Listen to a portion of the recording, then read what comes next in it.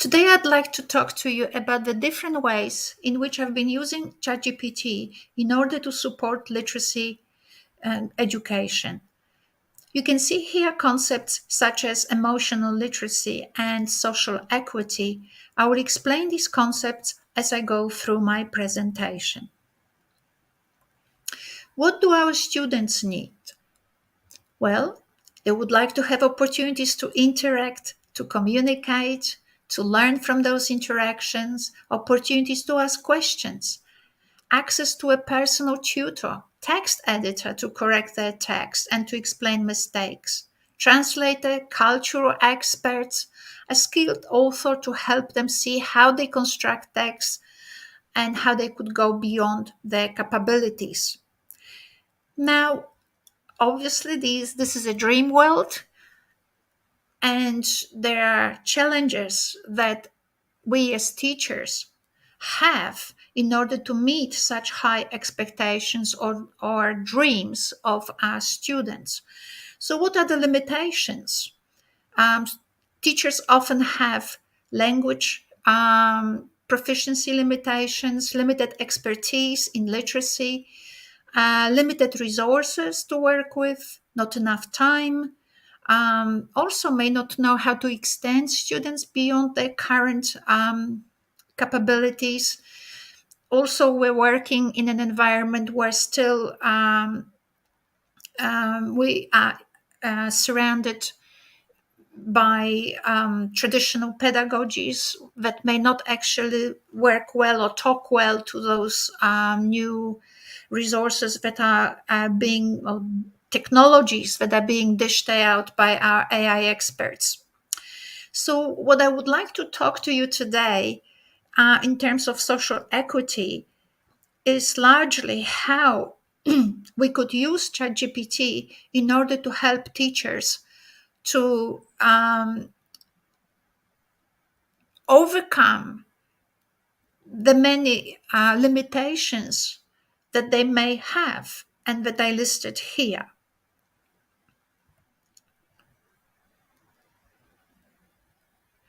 So, my presentation today is largely about how teachers can leverage on ChatGPT's capabilities in order to provide increasingly more supportive and individuals literacy programs.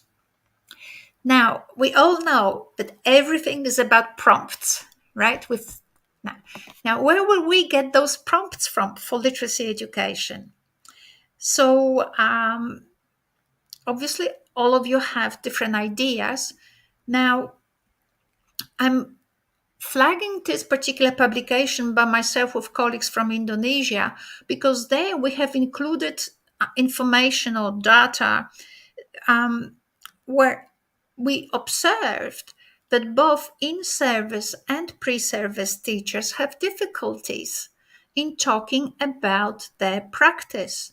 Now, if you do not know how to talk about your practice, you clearly have difficulties with concepts, and as a result, maybe you may not be able to reflect critically on your practice, right? So, critical reflection on practice is necessary in order to improve, or at least to understand what one is doing.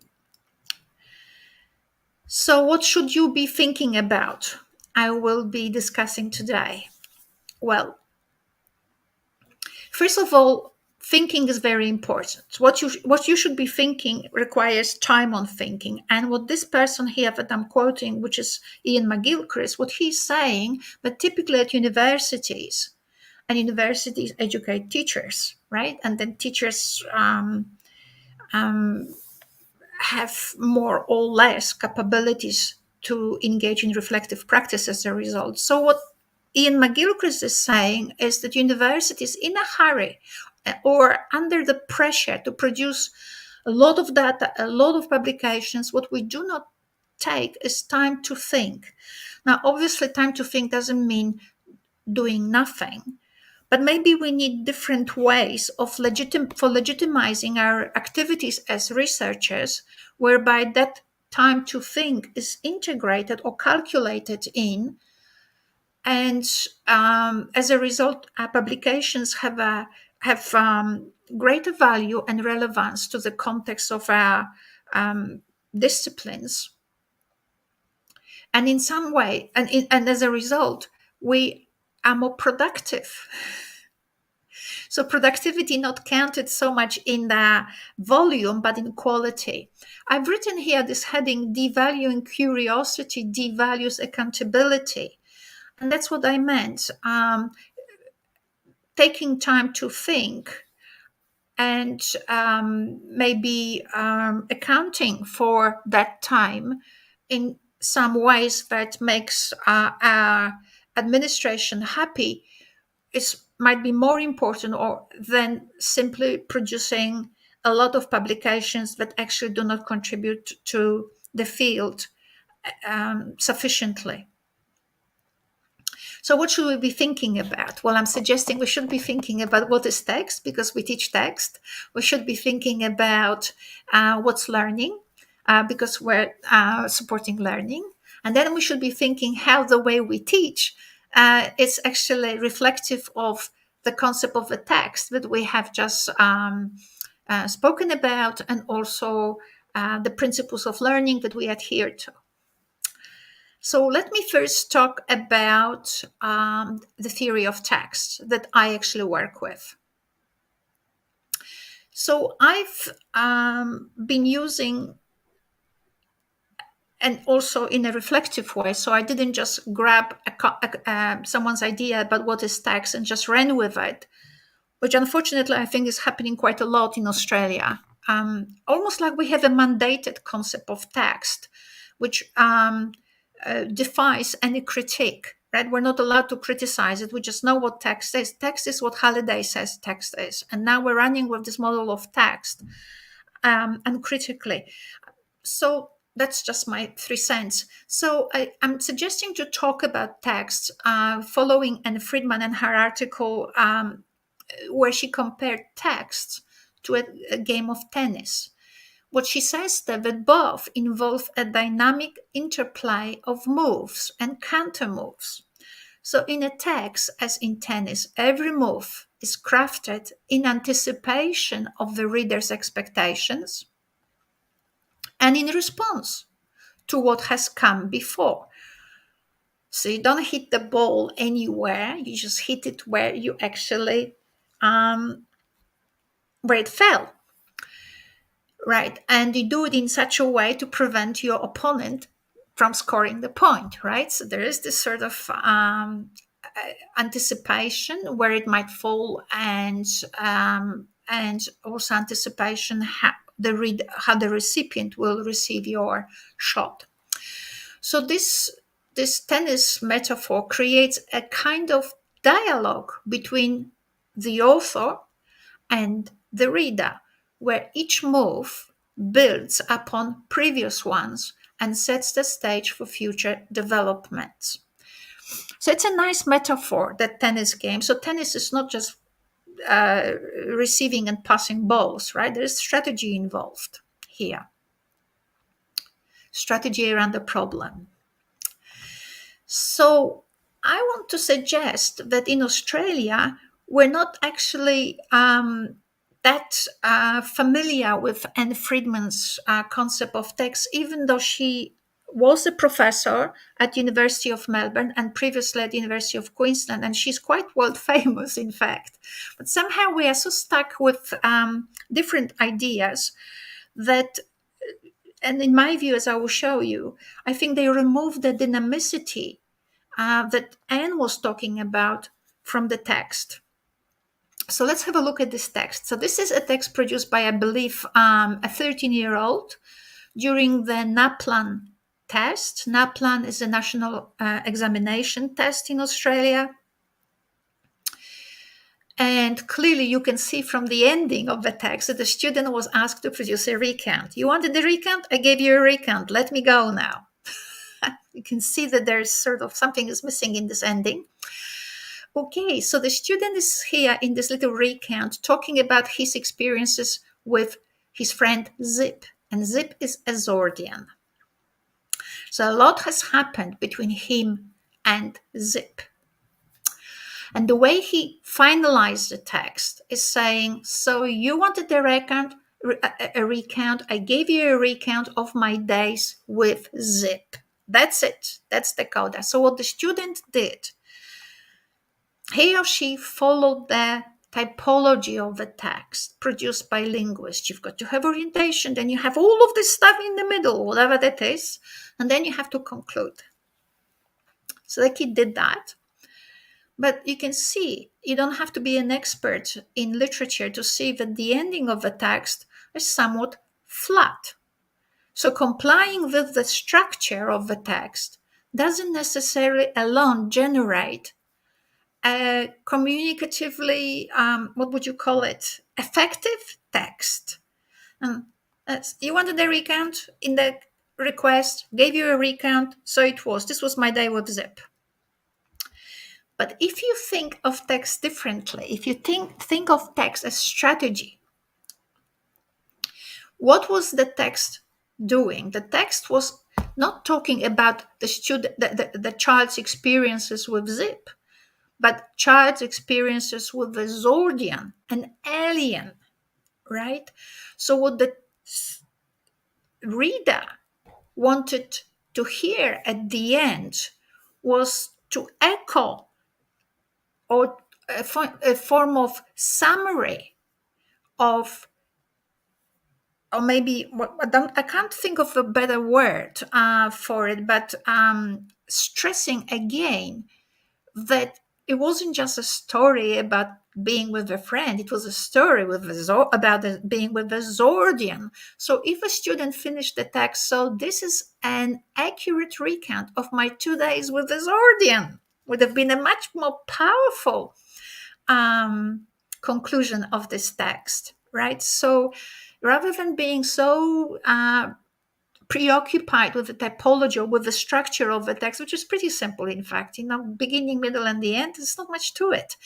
I think in terms of pedagogy of literacy, I don't see this model as some helpful. But anyway, so if a student is focused just on the beginning, middle, and end, then the student doesn't actually feel what they actually have produced. They are just saying, you wanted a recount, I have listed the things we did, and thank you very much, it was good to know you here. But if a student was focusing more on the strategy and on the impact on of the text, and we will go into it later on, but for now, let me say, the student would have been more focused on why he is writing this text. What does he want to project through this text? Well, what the student wanted to project is not a recount and was not a zip so much, but a day with an alien, right?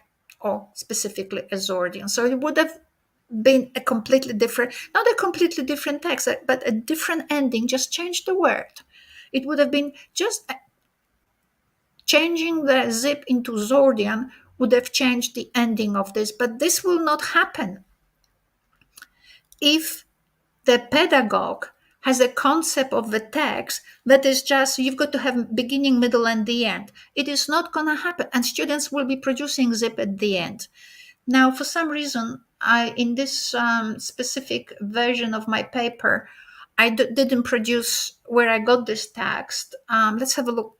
I did, didn't I? That's my interpretation. So Caldwell and White, who actually reported on this text in their paper, they think it's a well-constructed text. Of course they do. They are linguists, right? But nobody in this world outside of linguistics would have understood why the text was produced if he's talking about zip. Like, what's the zip could be anybody. Oh, an alien. Oh, okay, right. So for a linguist, this is a well-constructed text. High distinction, 10 out of 10. But for a person outside, finishing with the word zip here makes the text communicatively ineffective. It's a flat. Replacing zip with the Zordian instantly changes the effect of the text and makes it, yeah, it was an amazing day with the Zordian. Hopefully, I made that point clearer to you. Okay, so what is it that's recently learned about the process of learning? So in Australia, we have this computer-based model of learning. The student has a short memory, long memory, and then we have to manipulate that short memory. So basically, knowledge and learning is sort of like the way they are conceptualized in Australia are likening the human brain, to a computer.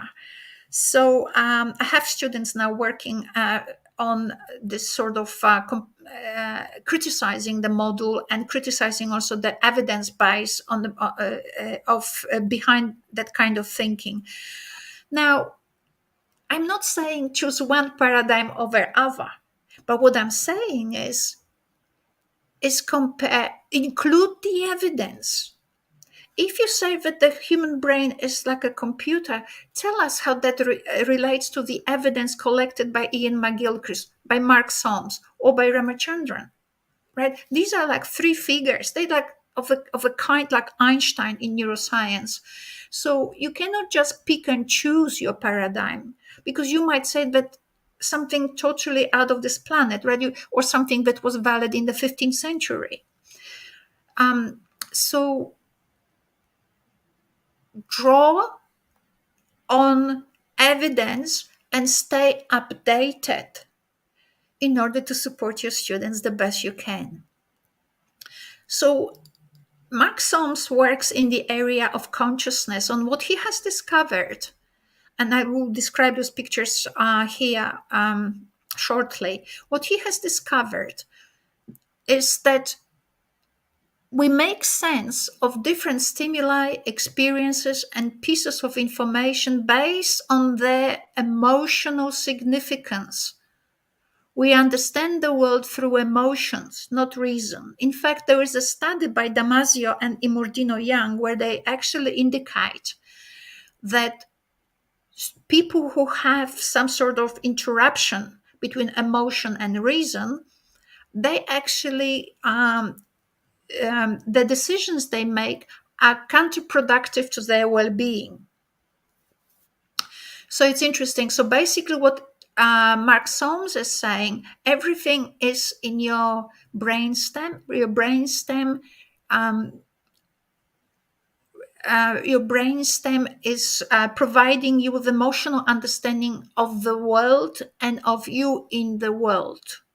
In fact, the picture on the left on the bottom shows that this girl that you see above has a brain which does not have the cortex, which is the shell around.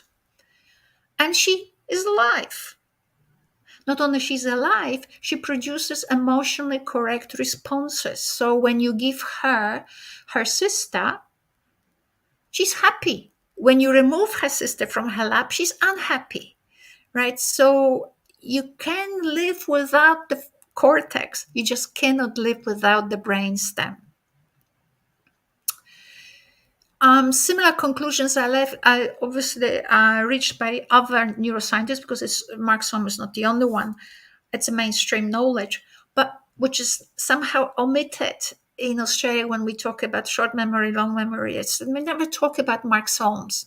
Anyway, we never talk about Ian McGilchrist. What he talks about is about the asymmetry of the of brain hemispheres, and that asymmetry also indicates differences in which each hemisphere attends to information. Forget about long short. How we attend to information differs. And what he says is that when you target just the left hemisphere, and I think that a lot of time the way we teach in Australia, we target just the left hemisphere with information. The left hemisphere hates it, because the left hemisphere knows everything and will defy your truths, because the left hemisphere will rely on what it knows. It's the hemisphere of your past. The right hemisphere is the one that is important for learning. right? It is the one that seeks, explores, compares, contrasts, right? It's the one that actually we need to concern ourselves if we're concerned with learning. Now, by the way, the left hemisphere will lie to you. It will confabulate. It will create stories in order to preserve what it knows. That's how much the left hemisphere resists novelty. That's why people who are learning a second and third language late in life also they have an accent, because the left they rely on what they know, and the new they resist. So now Professor Andrew Lyon's studies with his students, especially Thai, indicate how targeting the right hemisphere is actually helping to overcome those barriers that the left hemisphere is creating. You can just look at it, move on. So what happens here? Again, I looked into the one of the texts produced by students. So I will now, before I looked at topology and text effectiveness, now I want to look at the concept of emotion. Emotion as a leading concept that informs how we write and how we read. So this is another text produced by another NAPLAN student, and it's still in Cadwell and White's paper. And again, I'm bringing this text to your attention because the linguists Cadwell and White think it is a well-constructed text. And topologically, it is. Emotionally, again, it's a flat text. It's a disappointing text. You would never produce in real life such a text because intuitively you know what you do and what you want to achieve through your text. And last thing, you want people to say, oh, why did you take the 5 minutes out of my life? Right? I can't get it back and I listened to you. So nothing. So Cadwell and White classify this text as what? As an anecdote. Anecdote usually is a joke. So I've got 5 million texts analyzed. So a lot of them are funny and so on. So at the end, where they have the coda, that you expect the impact, right? Here it is. So the student writes a story, clearly asked to write a narrative of sorts. So he says that one night I was lying in bed and I fell asleep, and then I woke up and I was somewhere else. Typical sort of dream story. And he found himself what you can actually think of as being a coffin, right? Totally frightening story. And look at the ending of the text. I stopped for a while as he was sort of trying to find himself. And I noticed something weird. I'm a bit claustrophobic, but I didn't feel sick. Then I sat down on a nail and it didn't hurt. I woke up, it was just a dream. And people go like, what has the middle of the text to do with I woke up and it was just a dream? Now, if you put a linguist's hat on you, you will say, oh, well, the student explained that it was just a dream. Yes, but left the reader disappointed. Something was missing. Like, okay, so you were claustrophobic, you didn't feel sick, you sat down on a nail, it didn't hurt, and then you just woke up? Just like that?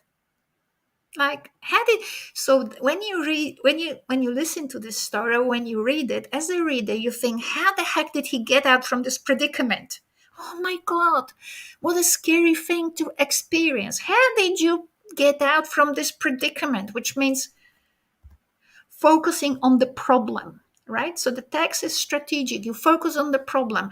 And the reader is sort of thinking like, oh my God, how did you get out from this, right? So, and the author should be going for the emotional effect, so that as reading is about experiencing experiencing stimuli emotionally, right? According to our scientists. So the way how the linguists interpret it was just simply structurally. But look at here. If we only remove the last 4 words here, which I crossed out, the text actually becomes funny. So I stopped for a while and I noticed something weird. I am a bit claustrophobic, but I didn't feel sick. Then I sat down on a nail and I woke up. It was just a dream. Well, that's funny, right? So if a student knew that they need to generate an emotional affect in the reader for the reader to actually understand the text, then maybe the student would have first thought, what is it that I want? I want them to laugh. How can I make them laugh, right? So, but if a teacher not only has a concept of the text like I showed before, but it just concerns themselves with topology, beginning, middle, and end, but and also doesn't understand that comprehension is done emotionally, then the teacher doesn't teach students to evoke an emotion in the reader. And in the beginning, the student does it actually quite well intuitively, but at the end, you have to be very conscious of the emotional effect you want to generate in the reader, not a flat effect. And what is it that the reader wanted? The reader wanted to know how you got out from the predicament. So the student worded things, I wasn't in my bed anymore. That's the surface level of the text. That's how the student expresses the scary sort of thing, emotion. But for the reader, at the deep level, it is, and now I will tell you how I got out from this predicament, right? That's what the deep level of that problem that I woke up and didn't know where I was. So a deep level really is, and now this is a story where I will tell you how I got out from it. And because the text is strategic and because comprehension is emotional, then the student should have known not to leave it flat, but to think, how did I get out from this? I just woke up. That's flat. That's I don't even like it myself, right? So we have here pedagogic questions that we need to ask of ourselves and see how we can resolve them in classrooms. I've listed here from a paper that is now under review a few principles from the things I have just discussed. And basically, I am pointing you to the need of thinking about teaching not as information that we control and we can sequence and give to students bit by bit, which is what is now in fashion in Australia. So we return to, they say it's kind of like modern cognitive psychology. It might be cognitive psychology, but it has nothing to do with neuroscience. And cognitive psychology should start shaking hands with neuroscience, because at this very moment, they're just two separate fields, at least the way how they are communicated in Australia. So we should be looking for those holistic capabilities of the right hemisphere, right, in our pedagogy of literacy, in order for students to actually to engage the right hemisphere and expose children and students to open up for students possibilities to start asking questions, to start reflection, as opposed to sitting all the time in the left hemisphere and therefore in whatever they've known so far. Application. So this is when we're getting to reading for emotion. And once again, let me stress what I will be showing to you or introducing to you my model very roughly, because we don't have enough time for this.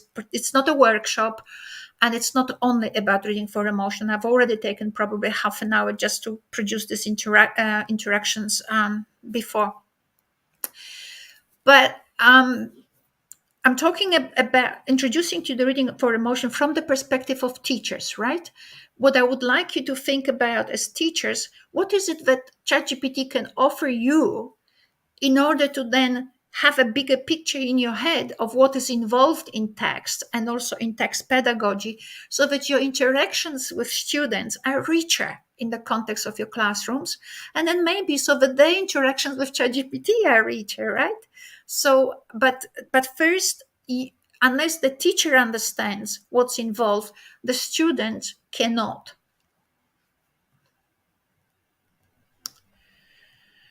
So I will be moving away from this beginning, middle, and end typology of the genre pedagogy, because I think they're meaningless concepts.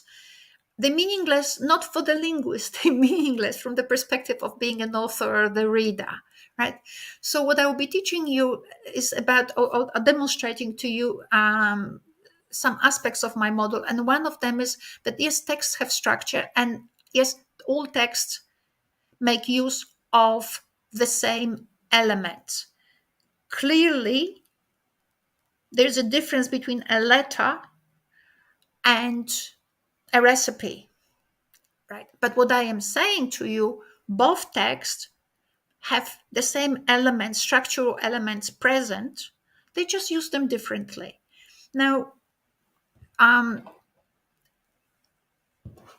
clearly they are different, but it doesn't. My argument is it doesn't take 6 weeks for their child or a student to understand the difference between an academic abstract, between a recipe and a letter, right? We could cover all of that like within a day, right? So what there are other things to fix which are way more important than telling the difference between an academic abstract and a recipe for a cake.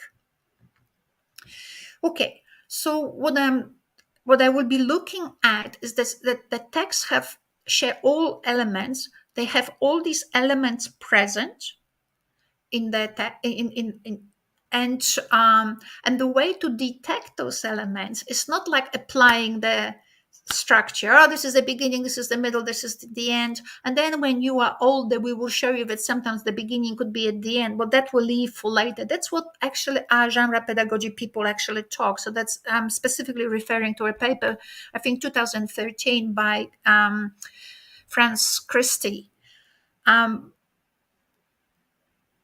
Yeah, so the way we will be identifying those structural elements is by tracing emotions, and that's very different. That's very different than what anyone has done so far that I have seen anywhere in any literature. We will be also reflecting.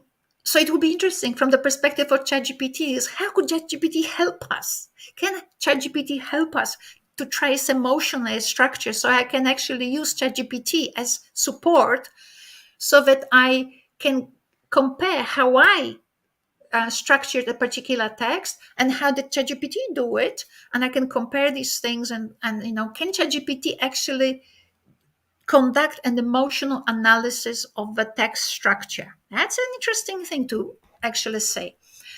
Then another thing is why authors choose specific expression. I will show you. I'm not sure how we'll go with time here, but my students, my undergraduate literacy students who speak English as their native language, have no idea why particular text has particular phrases in them.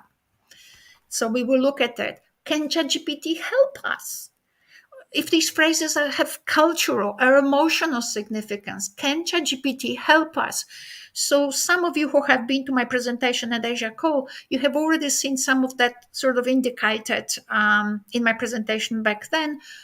I will not go way much past that, just a little bit, to show you, yes, ChatGPT can do a lot of that stuff.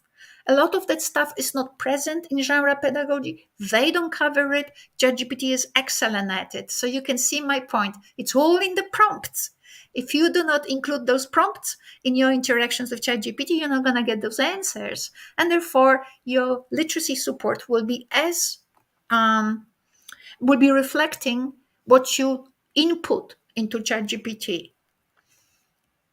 Okay, so I also used Ramachandran aesthetics categories. I called it Ramachandran. I feel very sorry for the guy that wrote this paper with Ramachandran. His name was Hirstein.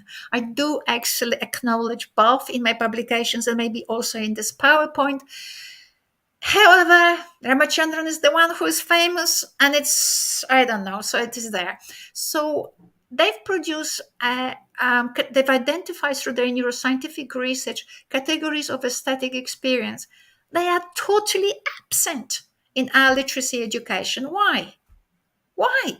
Text is about aesthetics. That's why some texts are effective, some texts are not effective. Why can't we? No, because we have genre pedagogy developed on the model of linguistics in 1970s.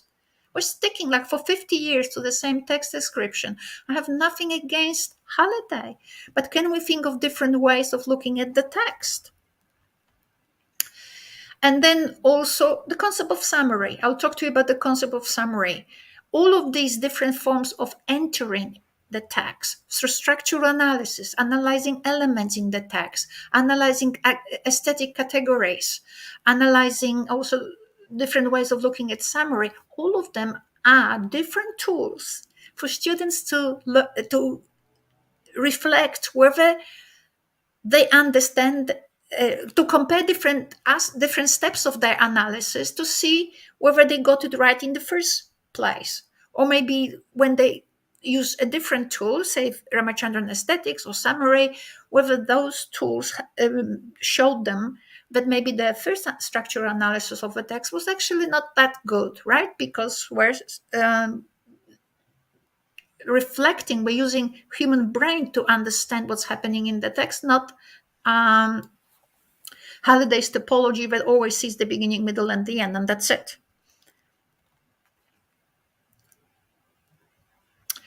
Okay, so what are those texts, those stages? Now, I was asked by the reviewers of my paper where I got them from. Well, it's just I thought that everybody knew. It's so obvious. But I probably have to say it because I don't think they are obvious. Maybe they're just obvious to me because there's no genius behind it. Focus is the introduction to your doctoral thesis. Disturbance is a problem statement. Dialogue is your literature review, which is the perspectives on the problem. Development is your methodology. So what happened? What did you do? Your research. Resolution. So what are the findings? The moral. What did you learn from it? Where to from here? Now you would think, oh, how can you, Ania, use the topology of, say, a doctoral thesis or research report for all text like fable, recipe, letter? All of them have these elements.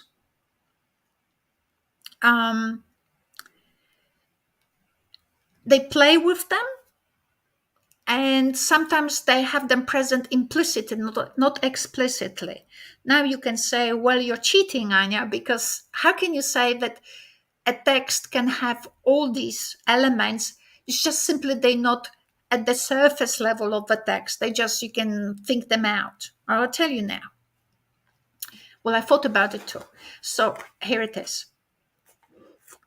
So the first argument about the doctoral thesis. Doctoral thesis, the reason why I took it from a doctoral thesis, this structure, is because a doctoral thesis is a very specific discourse. It has to make all the elements of a text, for lack of a better word, visible, because someone has to know, someone who is reading academic text is very specific. It has to explain all the bits and pieces from where all the pathways that you took in order to end up with your moral, with your recommendations, right? So it has to make all the information visible. Not every text has to make all the information visible. It contains it, but it doesn't have to make it visible. For example, a fable. Now, I'm using the example of fable because it's kind of like known across different cultures. What's a fable? The hare and tortoise or turtle story, right? So the hare dared the turtle that it will finish the race faster.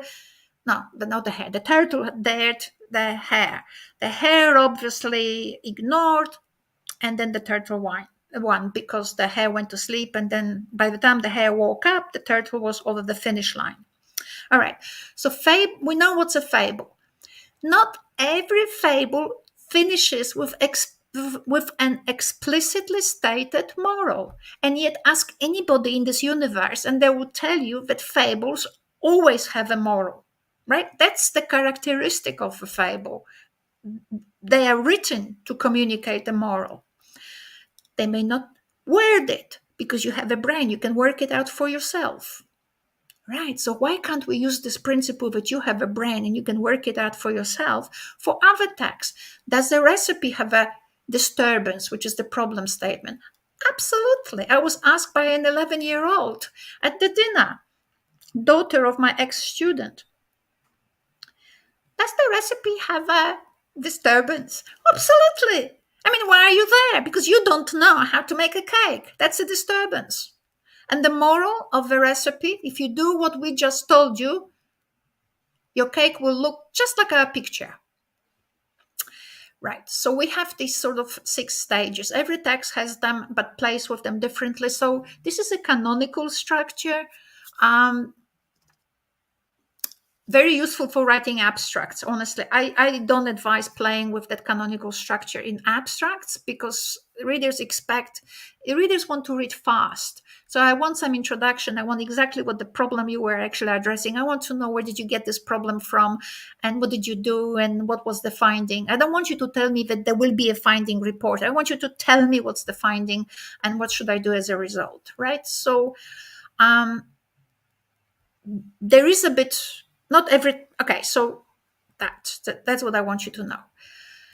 So the problem is critical, right? Every text has a problem, whether it's a narrative, whether it's obviously I will address it. I have a little bit of time, so I will address it. So linguists would say, I think they would say that what is it called, um, recount doesn't have a problem. Absolutely, it has a recount. Every text is a tennis game, right? So there is a strategy. So you do not produce your recount without actually reporting on the problem. There's always a problem, and the way you write sentences is determined. Is your sentences are not arbitrary. They are dictated by why you write and what you want to effect as a result, right? So every text has a problem. So every text has a complication and a resolution. Sometimes the resolution might be implied, or the moral might be implied. The resolution probably is not, but okay. So that's my beef with genre pedagogy and the linguists, right? Now, why do I want to walk away from genre pedagogy? Because I think it might be useful for the linguists for whatever they do, but from the perspective of pedagogy, you really want to tell students that every text is around a complication, right? The major complication. What's the major complication in the zip story? Well, that the zip was not just a zip, friend. It was from the Zord, from the planet Zord, right? That was the complication, and the ending should refer back to Zord, not to Zip, right? Because Zord was here the issue. All right, so we have these stages of the text. Then we have here these categories of aesthetic experience. I will not go through them. You can just read them. You can stop the recording. Now, I could have produced this whole fable in black and ask you to think about it. I just don't have a time because it's not a workshop. But each of these of changes of color actually reflects a different element or different stage in the sequence of the text. And you can test it. Ask your 5 or 6-year-old to act it out, and you will see that. And I'm using just the fable. Sorry, I'm using the fable because it's the simplest text just to make my point, which is short. It just happens in here that mostly the emotion and shifts in emotions align with sentence structure, right? So this is just to communicate to you this just methodology, and then we can see how it works with more complex text. So you can ask your 5-year-old to act it out, and you will see that when you get to the point an ant passed past the grasshopper who was just having a good time, bearing along with great toil, if they understand great toil, it was just in sweat, right? An ear of corn he was taking to the nest. You can see how the happy grasshopper is now contrasted with the ant, and the kid will notice it, and then they have a chat, right? So another change of emotions. Now we're sort of like trying to wrestle together. Why don't you do this? Why don't you do that? Well, because, or whatever, right? So what happened next? Well, Ant just ignored the grasshopper and went on. You can read it to yourself. Now, can you ask ChatGPT to do that analysis for you? And there are two reasons for the teachers, right? One reason, so the way I did that, I didn't include here that slide, forgot. Or maybe it is somewhere on the bottom. Anyway, so I explained my methodology to ChatGPT. Then I produced my own analysis that I knew was good. And then I asked ChatGPT to take, I just produced, pasted a fable, like for example, this one. I pasted this fable and asked it to produce an emotional analysis using my model. But ChatGPT is not stupid, right? I am. You probably are too. Because what happens with ChatGPT, it doesn't just do what you expect, it justifies. That was the thing I never expected. So when I was producing a paper that I have now under review, I couldn't believe how much it was helping because it was enabling me to show relationships in the text that my own understanding of my model was not enough. Look what ChatGPT does. It divides the text into focus, disturbance, and dialogue. That's fine. You could have done it just like I did in the previous text, but look what it does say to you.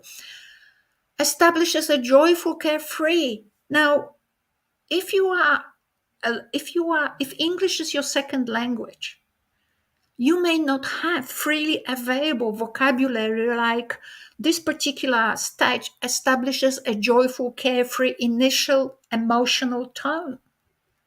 But the more you use vocabulary like this in classroom, the more your students are hearing it. And according to how you use your pedagogy, and that's not the subject of my class today, of my presentation today, honestly, sorry for that slip. You can reinforce the use of those abstract, beautiful words, and that's what I meant by expanding. So ChatGPT now helps us to. We can use ChatGPT to leverage the skills we don't have. So some of us may not have such abstract vocabulary or may not know that we could use it in here. ChatGPT fixes it. I didn't ask it to produce this description. It just did it by itself. Surprised me. And that made me think not only produced the justification, it produced it in most abstract words that none of us or very few of us would use here. That's an amazing tool for us to learn from as teachers and then introduce that vocabulary in classroom and use it frequently. I've put in color these sophisticated words. The dialogue provides perspectives on the conflict and so on. Foresight and diligence. Beautiful words. Here too, I just put it here for you to see it. I just don't have the time to talk about it. Now, remember I said to you that ChatGPT can, this is a slide from my Asia Core presentation last year, but it's a good slide. I ask my students frequently, why does so what we do this exercise, and you can use it with your students. We take a text, like say the fable of grasshopper and the ant, and we cross out from it all the phrases or words that don't have to be in the fable to make the text grammatically correct. So in a field can be disposed of. One summer's day, get rid of it. What needs to be there that the grasshopper was hopping about. That's all. You don't have to have cheerful, you don't have to have something else. And ask students, why the heck are these words there? Do they have to be there? I can tell you one thing, that my students were convinced that in a field doesn't have to be there. Maybe because they're Australian, maybe because they live in the tropic, but anybody from a climate different than I just thought of Northern Europe, but I moved into a Polish accent. Sorry for that. So anyway, anyone from the north, like countries which have clearly 4 seasons, knows. But in a field is what? Flippant. One day warm, one day cold, right? So if you were to introduce do a video of the fable, what would you do first? I've got slides for it, but I'm not sure where I will show them to you. I don't want to take too much time. So basically, I would first show the winter, then summer and grasshopper hatching, and then, spring, the grasshopper hatching, and then summer with the grasshopper hopping about happy, right? So it starts with winter, goes into the spring, then a summer, and then back to autumn. And what happens in autumn? The grasshopper is dying, right? So why in the field? And now you know why in the field, because the field is a very dangerous place. Yes, today you can have a picnic, but tomorrow you're freezing if you don't have a cover somewhere. So ChatGPT, I asked ChatGPT, it produced 4 reasons why. My students couldn't produce one. In fact, all my students thought it shouldn't be there. It doesn't have to be there. So then you obviously produce different substitutions. Okay, so Miller's shed would be great. Yeah, it would be great. But in a shed, temperature is pretty much stable, right? Your mice lives in a shed because they are always protected. Summer, winter, they're all happy. So that sort of context of a shed, what it does is countering the purpose of the fable, right? Because if it is all warm, you don't need to have storage for food. You can eat whatever the miller produces in the shed, hides in the shed, stores in the shed. You can eat grass, you can eat straw, you can eat whatever they have. Now, this is what I sort of stumbled a little bit before, and so I can now come back to it. Every text has the same elements, but longer texts, and I'll show you, do an interesting thing. They have a focus, disturbance, dialogue, development, and then they move to the next disturbance, which clearly points out that texts revolve around problems, which is that strategic concept of Anne Friedman, right? There's a game happening, right? So I remember this first time realizing that. I didn't know that, honestly, when I developed this model 2015. I just thought I had the model, and then I was applying it to a kangaroo, how the to an aboriginal story, how the kangaroo got its pouch. And then the kangaroo mother was having problems with her Joey, who was hopping about just like a grasshopper. And and then something happened, and then she got out of that problem, and then another thing happened, and another thing happened, and another thing happened, right? So I realized that text actually can have this recurring structure where disturbance keeps emerging, but the resolution is a resolution to the main problem, which is the disturbance number one. Interesting thing. No time to go into it, but just a problem. Look at this. I got this text from, again, from Caldwell and White's paper. In this is a story written by a student as well. What's interesting, the NAPLAN examiner didn't really like that much that story. They gave it, I think, they didn't hide it. It was like 3/4 out of, so 75% she got for this text. I'm asking myself, why not 100? So you can see that I've got beef with the linguists and with the NAPLAN examiners. And I'm thinking that my model helps them have a bridge a little bit. But you cannot solve the problem. Well, who said that? Einstein. You can't solve the problem by looking at it continuously from the same perspective, right? You need a third eye, third perspective, another person. Someone else was writing, a sailor who, you can argue that the earth is flat or not, but the sailor who's been around can tell you, right? Has done the round trip. So, but the linguists, when they looked at this text, and the NAPLAN examiners here agreed on one thing. The person, the protagonist, in Poland we call it a hero of a story. Here they call it the protagonist of a story. Who wrote the story? The story is about the person, about the author. So so you can see that straight away using aesthetics. Actually, I'll just go into it shortly. But basically, we're focusing on the boots. The boots belong to grandma. She wanted those boots, but not the way she got them. Grandma died. How do you feel? Right? If you ever had I can't talk about it. My mother died. Sorry. Every time I talk about death, I just go, into pieces. Anyway, anybody who has ever lost anybody, when you read, I didn't expect. Oh, not by my grandma. Sorry, I made that mistake long time ago, and I keep having this misspelling here. I didn't expect my grandma to die, though. Right? That's a major disturbance of the story. That's it. Around the whole text is about how the person, how the protagonist was dealing with it. Now, you will never believe it, but the examiners, NAPLAN examiners, and the linguists, after having read this text, they concluded that the protagonist died. Now, like, I don't have a big family, but if when my grandma died, when my mom died, my father died, I mean, if I were to grieve, I would have to die each time, and maybe I do in some way, but not physically. Whereas they kind of conclude that she died.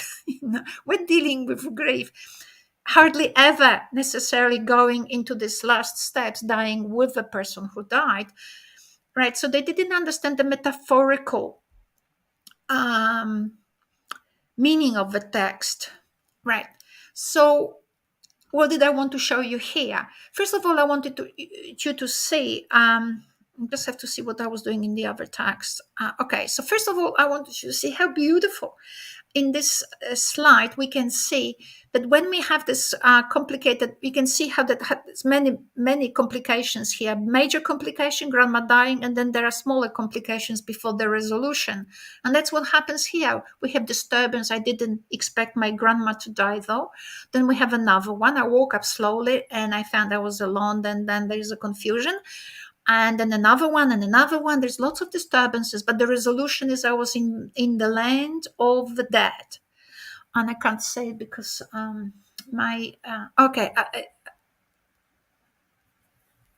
because what I want is here.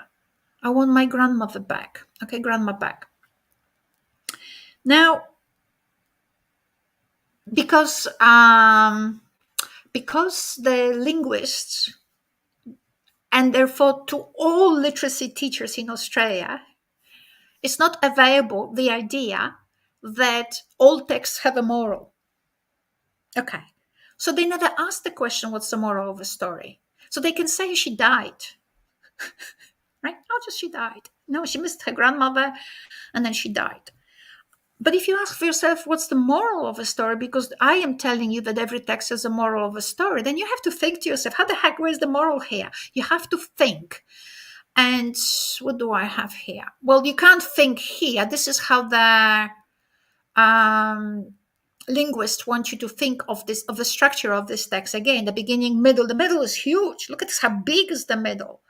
I mean, soon it's bigger than, the belly of a hippopotamus. Like it's from the perspective of a student learning to read and write. It's a very big middle, unless you can actually chunk it a little bit, see relationships inside of it. It looks like an overwhelming text. You don't know what to do with it, and how do you teach it? Oh, just write the middle. Just write the middle. Right. So maybe you can do it when you teach English as a second language, but if you teach Khmer as a first language, or if you teach Vietnamese literacy, you can't just say write the middle, because your job is to actually teach them how to write the middle. Okay, so here we cannot really see how we could deduce the moral. Now, it's interesting. So what I want to do, so I will get back to it. So I'm just applying now ChatGPT. I'm thinking like, oh my God, I hate the whole thing. I hate Ania, who developed this reading for emotion. Okay, let's get back to ChatGPT. ChatGPT, Ania has this reading for emotion model. Can you just fix it for me before I appear in front of my students and I have no idea what's happening? You can ask ChatGPT lots of things that I have shown you before. But one of the things that ChatGPT fixed for me, you can ask, what's the emotion? Can you map an emotional journey of the protagonist? Or can you map, and here what I think I did, I asked, can you map the emotional journey of the protagonist by focusing only on disturbances? And it does. It tells me the text. Like, I didn't expect my grandma to die though. And then it produces 3 lines of explanation. I don't have time to read it, but I couldn't believe it. Obviously, for my publication purpose, I just took it and pasted it into my publication, right? Because Jesus, I couldn't come up with that. I mean, I could come up maybe with something, but first of all, it wouldn't occur to me I have to produce a explanation bigger than whatever. So in my early research projects with my PhD students, we didn't use that. We still had amazing results, and our students in Indonesia got definitely better results. So basically, in our, then the then the experimental and control group students, right? Control group was using genre pedagogy, and experimental was using this model.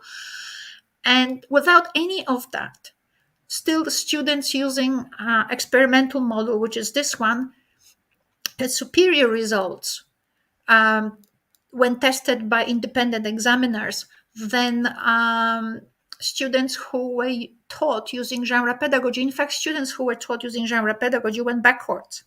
So anyway, in their skills. But look at this, it's amazing. So you can actually ask ChatGPT to not only just analyze the text and whatever we were doing before, but produce emotional journey from the perspective of the protagonist by focusing on disturbance, because disturbance is the problem the protagonist is experiencing. I thought, what about perspective of the reader? ChatGPT spat out as if there was no tomorrow. Amazing. You can read it for yourselves. Okay. Ramachandran. So these categories,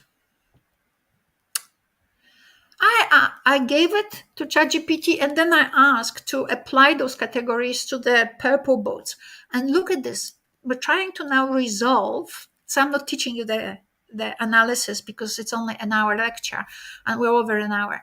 But what I did suggest to you before is that the linguists and the NAPLAN people were wrong saying that the protagonist died. Look at this, how the aesthetic analysis using the neuroscientific model, neuroscience model of aesthetic experience, right? How it helps us to resolve the issue. So what it says, so the isolation, it is actually a story, right?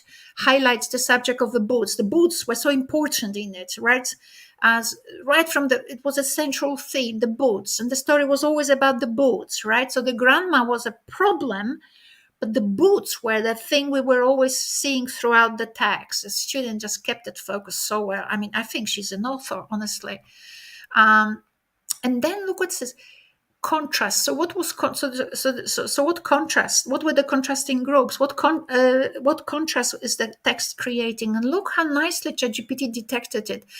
The analysis conducted thus far showed that the theme of the boots serve as a poignant contrast between the material inheritance and the emotional legacy. Right? The boots signified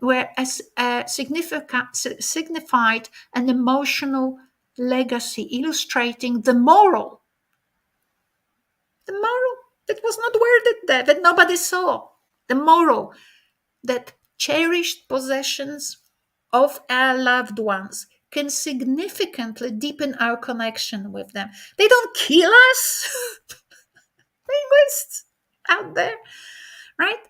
They don't kill us, but they take us through an emotional journey. I actually, myself, I probably put it on another thing.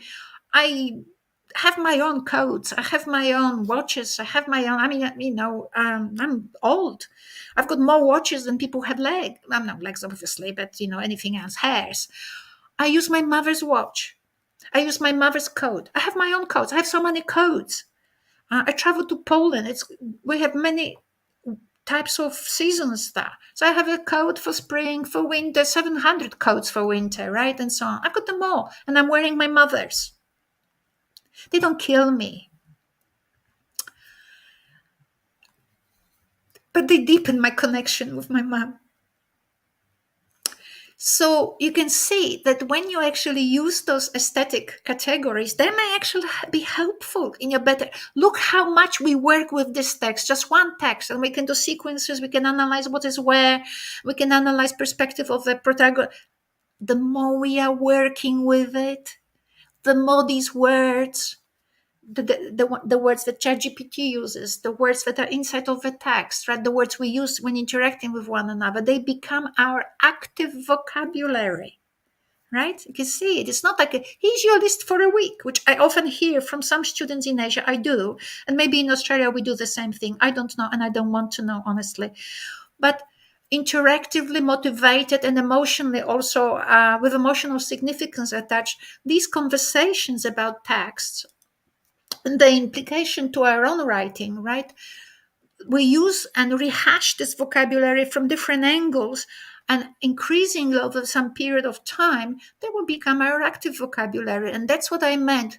ChatGPT helps us first teachers expand their own, and then use those in classroom to support their discussions with students and the way they talk about texts. Now, so we have these descriptions from ChatGPT, right, about the using aesthetic categories. Now, if you remove the word isolation, peak shift, you get a summary, just like that, of the text. Okay.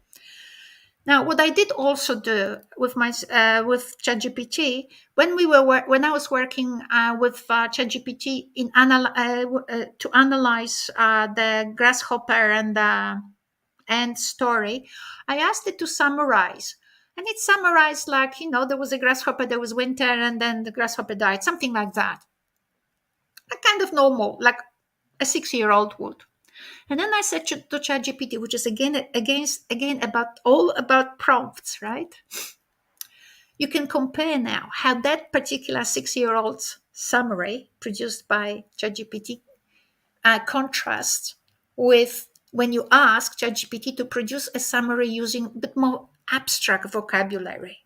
And it produced this amazing thing, right?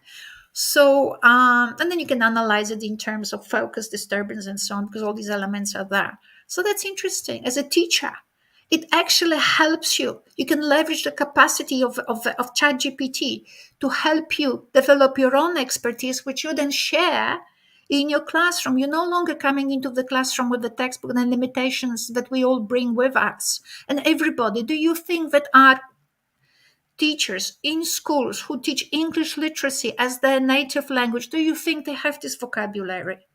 They not only don't have this vocabulary, they don't know where to stick it, what context where. And also, as I discussed earlier, they also cannot really analyze text very well. They don't know why particular things are in the text, right? So this is what I did. I told you that slide might be later on. I actually have a file where which I structured like with headings. So if I have an analysis of ChatGPT of, let's say, turtle and hare story, fable, I put in a heading, I highlighted this heading 2, and I put the analysis by ChatGPT. Then if I don't like something that ChatGPT did, then I also include in that long file how I talk to ChatGPT in order for it to actually consider my point of view and how it then reevaluated what it thought and what I thought. So that's very interesting, right? So I've got the file on all kinds of things, and we're going to use it with my master's students currently and see how we can actually talk to ChatGPT better or get more from it. Now, benefits aligns with the analytical process aligns the analytical process with the emotional constitution of human cognition, diverges from traditional reductionist linguistic analysis, incorporates an active role of the reader, right? We don't tell you how the text looks like. We're doing together the emotional analysis, the emotional tracing of texts in order to see which element is where, right? So the student brings their experiences into life, their feelings. We can talk about it. Why do you think it ends here, doesn't end there, and so on. So it's not a workshop, so that you can read it for yourselves. another slide about supporting students and teachers with skills, with higher order skills, with a teaching methodology that is different, but I didn't go much to that because it's not the purpose of today, and also with resources. Yes, thank you so much for today.